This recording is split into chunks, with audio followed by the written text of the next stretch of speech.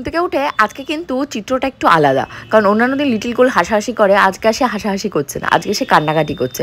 Actually ঠান্ডা লেগেছে, running nose, তার সাথে জ্বর ভাব, শরীরটা আর ভালো লাগছে না। এখন মা কোলে নাও, যেই আমি বলেছি আমি এখন কোলে নিতে পারবো না, এখন ব্রাশ করবে, ব্যাস অমনি চোখ থেকে গঙ্গা যমুনা বয়ে যাচ্ছে। আর শিবানীটি এসে ওর পেছনে লাগছে, আমরা সেটা নিয়ে হাসাহাসি করছি, সেটা মোটেই তোমাদের লিটিল গোল্ড ভালোভাবে নিচ্ছে না। এবার এই যে প্রিয়া এসছে, প্রিয়াকে বলেছি নে একটু বোনকে ব্রাশ করিয়ে দে, তো ব্রাশ করতে গিয়ে যে কি খুশি হয়েছে তোমাদের লিটিল গোল্ড। তোমাদের বাচ্চারা কারা কারা গো ব্রাশ করতে গেলে এরকম খুশি হয়? তারপর আজকে বিয়ে বাড়ি যাওয়ার হচ্ছে, একটু সুন্দর করে থাকতে হয় না? দিয়েছে তোমার ভালো লেগেছে ব্রাশ করা? এবার তাহলে একটু কুচকুচি করে না, না ব্রাশ ধরো, আমি ধরেছি। হ্যাঁ, এবার কুচকুচি করো তো কিভাবে করে, আমার করে আমার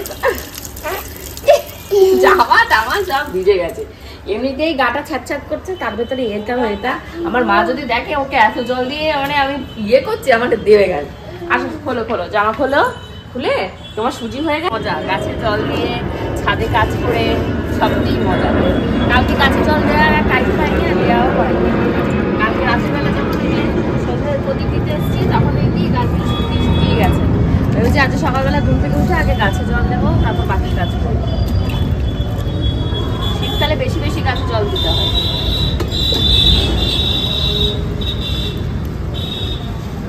করবো এই পার্শে মাছগুলো একটু হালকা করে সর্ষে বাটা দিয়ে, বেশি সর্ষে বাটা দেবো না, কারণ শরীরের অবস্থা ভালো না। তোমাদের গপুদা কালকে রাতে বমি টমি করেছে, তো এখানে লবণ আর হলুদটা লাগিয়ে রেখে দেবো।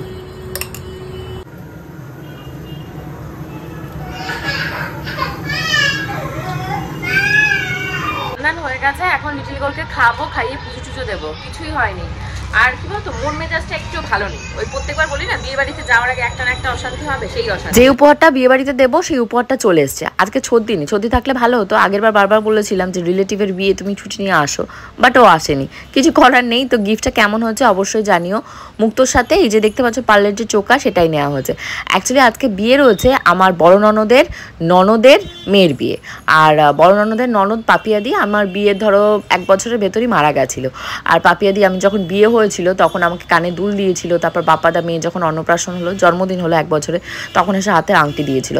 অ্যাকচুয়ালি এগুলো তোমাদের সাথে আলোচনা করছি এর জন্যই, এগুলো কিন্তু সবই স্মৃতি। আমি এই সোনার গয়নাগুলো যখন আমি পরি বা বের করি লকার থেকে, তখন পাপিয়াদি কানে দুলটা দেখলে একবার হলেও আমি পাপিয়াদির নাম করি, মানে মনে পড়ে যে পাপিয়াদি আমাকে হাতে করে এটা দিয়েছিল। তো তার জন্য একটু তোমাদের সাথেও শেয়ার করলাম।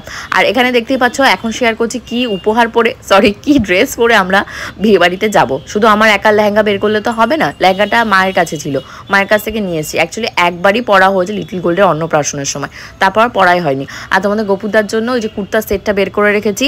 অ্যাকচুয়ালি বিয়েতে তারপর আশীর্বাদে অনেক সুন্দর সুন্দর পাঞ্জাবি ধুতি এগুলো দেওয়া হয়েছিল, বাট এখন এত পরিমাণে মোটা হয়ে গেছে ওনার গায়ে কিছুই ঢোকে না। আর লিটিল গোল্ডের জন্য, লিটিল গোল্ডের হ্যাঁ অন্নপ্রাশন না জন্মদিনের জন্য একটা সেই লেহেঙ্গা কিনেছিলাম না সেই স্প্ল্যানেট থেকে, সেই লেহেঙ্গাটাকে বের করেছি। এখন মেয়েটা 2 বছর হয়েছে, তো এখন তাও একটু বড় হাইটে, বাট গায়ে ঠিকঠাক হচ্ছে, তোমরা দেখতেই পাবে। আর এখানে আমার কিছু গয়না বের করে নিয়েছি। অ্যাকচুয়ালি কোথাও যাওয়ার আগে এখন আমি আতঙ্কে থাকি, লিটারালি স্কেয়ার্ড থাকি যে কোন গয়নাটা ভাঙাচোরা থাকবে, কারণ লিটিল গোল্ড সবাই ওগুলোকে নিয়ে আছাড় মারবে, গলায় পড়বে, টানা হেঁচড়া করবে। দেখলাম গিয়ে আমার যে পাটিহাটটা রয়েছে সেটা অলরেডি ছিঁড়ে রয়েছে, কি করে যে ওটাকে মানে রিপেয়ার করবো বুঝতে পারছি না, কারণ ঝালাই করতে গেলে ওখান থেকে রং ফং উঠে যাবে, কি একটা বিপদ বলো তো। তো যাই হোক, এখানে আমি রেডি হয়ে গেছি, এখন বিয়ে বাড়িতে যাওয়ার জন্য মেকআপ হয়ে গেছে, এখন করতে হবে আমার হেয়ার। ফাইনালি ঘড়িতে এখন বাজে তোমাদের 6:15, আমি রেডি, বাট তোমাদের লিটিল গোল্ডেরও রেডি হয়নি, তোমাদের গোপুচন্দ্রও রেডি হয়নি। তো বহুদিন পর, বহুদিন পর বাপের বাড়ির লোকজন এবং শ্বশুর বাড়ির লোকজন, প্রায় 2-3 বছর পর, আমার প্রেগনেন্সির পর আর একসাথে কোনো বিয়ে বাড়ি হয়নি। তো এখানে যাচ্ছি, তো গিফট কি নিয়েছি সেটা তো দেখেইছো, বড়দি এখন রাখেনি, ওখানে গিয়ে দেখাবো। মা বাবাও আসবে, আর তোমাদের গোপুচন্দ্র গোবিন্দ, আমরা সবাই এখান থেকে যাবো। একটাই দুঃখ লাগছে, বাড়ির গাড়িটা নেই। তো বুঝতে পারছো আজকে ভিডিওটা কতটা ফাটাফাটি আর কতটা মজাদার হবে, কারণ এখনো তোমাদের লিটিল গোল্ডের সাজগোজটা বাকি আছে। আমার স্বাস্থ্য হয়েই গেছে, বিয়ে বাড়ি গিয়ে কতটা ভিডিও করতে পারবো কি পারবো না জানি না, তার জন্য এখন তোমাদের দেখালাম। তোমরা কিন্তু অবশ্যই কমেন্ট সেকশনে আমাকে কমেন্ট করে জানিও আমাকে দেখতে কেমন লাগবে। তো বহুদিন পরে এরকম সেজেছি, আর সব থেকে বেশি খুশি আমার বর আমাকে ভিডিও করে দিচ্ছে। আর গপু কেমন লাগছে একটু বলো সবাইকে। ভালো আছে, আর একটু কি বেটার করতে পারতাম?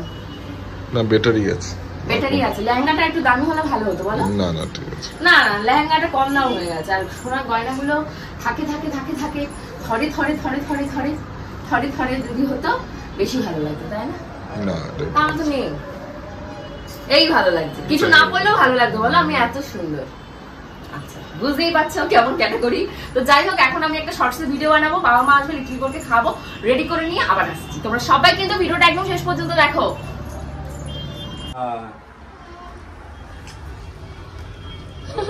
ফটো সেশন চলছে দুজনে, রয়েছে ফটো সেশন। বাবু রেডি, মাও রেডি। মা কিসে যাবে, গাড়িতে না স্কুটিতে?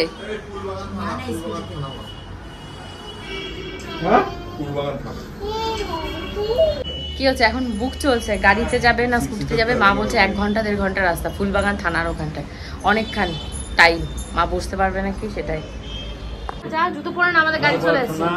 যা না না 4 সিটার। হ্যাঁ তুই কি করবি? আমি স্কুটার বেরিয়ে যাব। না না আপনি করে নাও, স্কুটার বেরিয়ে যাব। দেখে আছে, আচ্ছা দেখে আছে, আমি সোজা করে দেবো। তুমি তো এখন হাঁটবা, হাঁটলে তো কোনো সমস্যা নেই, হাঁটলে ব্যাটা ওটা বেঁধে দে। হ্যাঁ আমরা কোথায় যাচ্ছি মা? আমরা কোথায় যাচ্ছি? আমরা বিয়ে বাড়ি যাচ্ছি। কি বাড়ি? বিয়ে বাড়ি।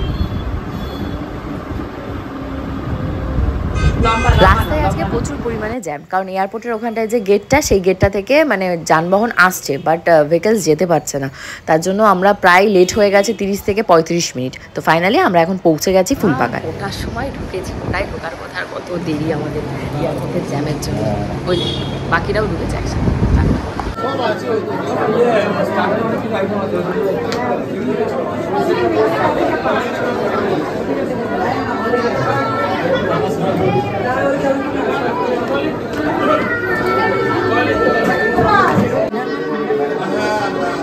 আসো মা, এদিকে আসো, আসো আসো।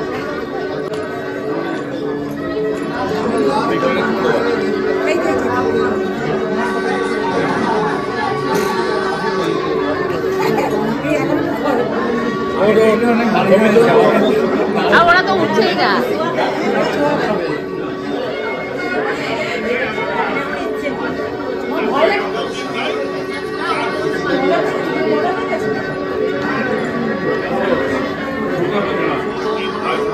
শীতকাল মানেই হলো বিয়ে বাড়ি, সাজগোজ, সুন্দর সুন্দর পোশাক পরা।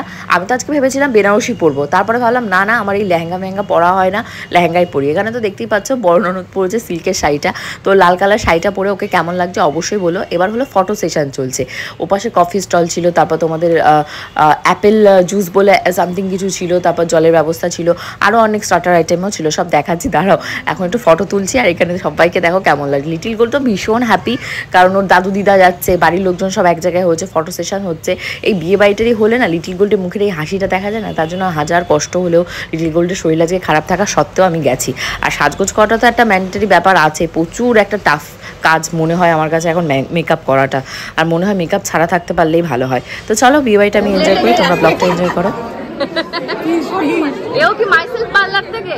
সব মাইসেলফ পার্লার না, এই তোর মেয়েকে দেখলাম ও ভালো খেলেছে। আমি তো ভাবলাম মাইসেলফ পার্লারে। প্রচুর ধোয়া, দাঁড়ানো যাচ্ছে না।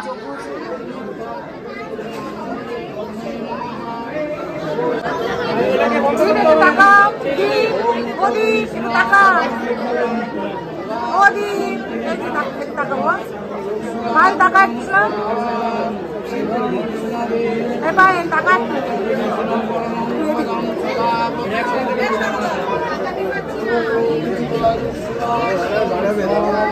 তো এই হলো বরকনে, বলার কোনো অপেক্ষা রাখে না। তো ওদেরকে থাকলো আমার পক্ষ থেকে অনেক অনেক ভালোবাসেন, কংগ্রাচুলেশনস। বিয়ে করাটা খুব সহজ, কিন্তু বিয়েটা টিকিয়ে রাখা ভীষণ টাফ। মানে দেখতেই তো পাও আমি কিভাবে স্ট্রাগল করছি। আমি বলে নই, আমার মতন হাজার একটা মেয়ে যারা বিয়ে করছে, বিয়ের পর তাদেরকে ঠিক এইভাবে স্ট্রাগল করতে হয়। আর সব থেকে যারা হলো ঘর বাইর, মানে অফিসেও চাকরি করে, এসে শ্বশুরবাড়িও সামলায়, সত্যি তাদেরকে খুঁড়ে খুঁড়ে নমস্কার। তো এখানে দেখতেই পাচ্ছ জামাইবাবু আর তোমাদের গোপীচন্দ্রমল্লী ফিশ ফ্রাই নিয়ে এসছে। তো ফিশ ফ্রাইগুলো আমাকে দিচ্ছে, আমি আর খাবো না, আমার পেট ভরে গেছে। তো ফিশ ফ্রাই ছিল, কাবাব ছিল, তার সাথে একটা ভেজ প্যাটিস টাইপের ছিল, এগুলো তোমাদের স্টার্টারে ছিল।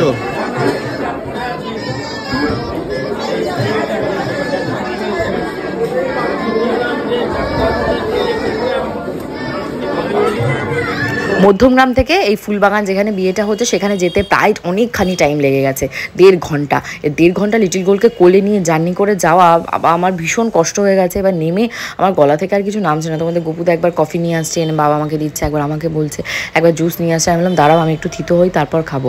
তো এখন একটু সেই ফিশ ফ্রাই ট্রাই ওগুলো নিয়ে বসেছি। বসার পরপরই তোমাদের গপুদা বলছে টাইম নষ্ট করো না, প্রায় 9:30 কাছাকাছি বাজে, মেন কোর্সে চলে যাও, কারণ এরপর ভিড় হয়ে যাবে আর আমাদের আবার ফিরতে হবে। মানে যেতে ধরো 1.5 ঘন্টা লেগেছে, আসতে মিনিমাম যদি জ্যাম না থাকে তাও নয় করে 1 ঘন্টা তো লাগবে, 45 মিনিট টাইম লাগবে। তো আমরা এখানটা একদম নিচে চলে এসেছি। ফার্স্ট ফ্লোরে এই খাওয়া দাওয়ার বুফে মানে ব্যবস্থা ছিল, আর হলো সেকেন্ড ফ্লোর যেটা সেখানে হলো বিয়ে হচ্ছিল। যেহেতু এসি চলছিল প্রচুর পরিমাণে সাফোকেশন হচ্ছিল। তো আমার খাবার দাবার সব চলে এসেছে, জায়গা হলে ভালো। লুচি খাবে না, বলছি লুচি খাবে, নোজে কি দেয় না, নোজ ক্লিন করে, ওই যে নোজ থেকে ঝোল পড়ছে ওখানে বসে। আচ্ছা এবার শর্টে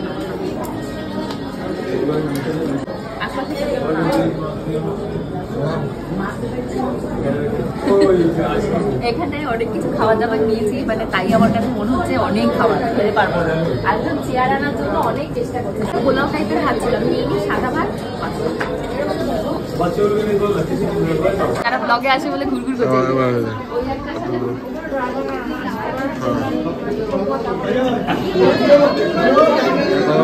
কি করছে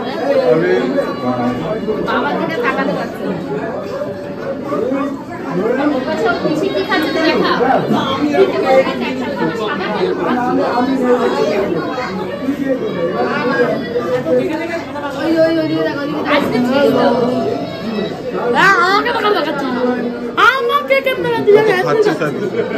মেল্টেড আইসক্রিম, মেল্টেড আইসক্রিম।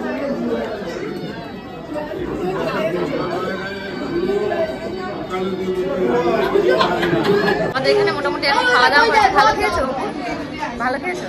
কতটা ভালো খেয়েছো? অনেক ভালো খেয়েছো, খুব ভালো খেয়েছো। আমরাও ভালো খেয়েছি। এবার উপরে যেতে হবে, বাড়ি যাওয়ার পালা।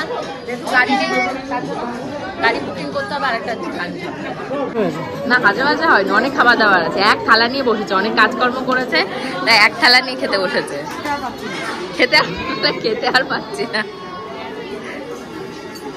এখন কি চলছে তোমার? খাসির মাংস চলছে, খাও।